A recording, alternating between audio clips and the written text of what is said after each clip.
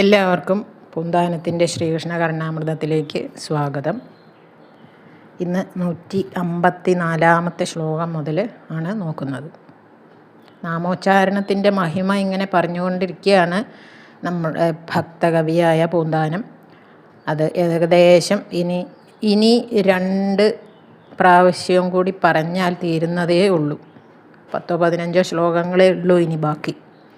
അതോടെ നമ്മുടെ ഈ പൂന്താനത്തിൻ്റെ ശ്രീകൃഷ്ണ കർണാമൃതം സമർപ്പിക്കാം.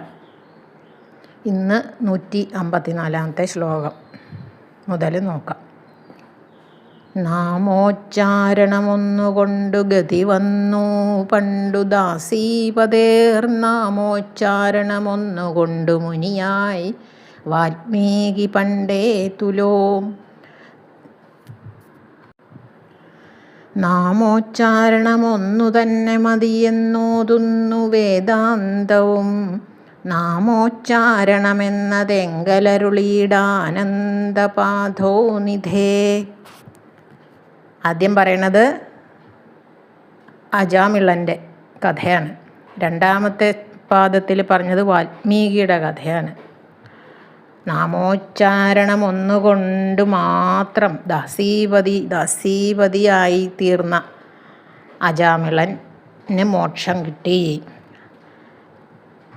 യമകിങ്കരന്മാർ വന്ന്, മുമ്പ് പറഞ്ഞിട്ടുള്ളതാണ്, യമകിങ്കരന്മാർ വന്ന് കയറും ആയിട്ട് വന്ന് മുമ്പിൽ നിന്ന് കഴിഞ്ഞപ്പോൾ പേടിച്ചിട്ട് അയ്യോ മകനെന്തെങ്കിലും പറ്റുമോ എന്ന് വിചാരിച്ചിട്ടാണ് മകൻ്റെ പേര് വിളിച്ചത്, നാരായണാന്ന് വിളിച്ചത്.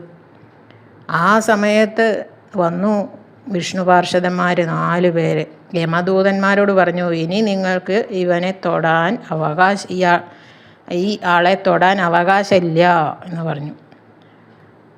അത് കഴിഞ്ഞ് യമകിങ്കരന്മാർ പോയി യമധർമ്മരാജാവിനോട് പരാതി പറഞ്ഞു അത്രേ. അപ്പോൾ യമധർമ്മരാജാവ് പറഞ്ഞു, നാരായണ എന്ന ഭഗവാന്റെ നാമം ജപിച്ചു അദ്ദേഹം, അതുകൊണ്ടാണ് ഇനി തൊടാൻ പാടില്ല എന്ന് പറഞ്ഞത് എന്ന്. അത്രയാണ് നാരായണ നാമത്തിൻ്റെ മഹിമ. യമകിങ്കരന്മാർ പറയണത്, ഇത്രയും പാപം ചെയ്ത് കൂട്ടിയ ഒരാളെ നമ്മൾ ഈ സംയമനിയിലേക്ക് സംയമനിയാണ് യമധർമ്മരാജാവിൻ്റെ അവിടെ, നമ്മുടെ നരകം എന്ന് പറയാം, അങ്ങോട്ട് കൂട്ടിക്കൊണ്ട് പോകാൻ വേണ്ടിയിട്ട് ചെന്നപ്പോൾ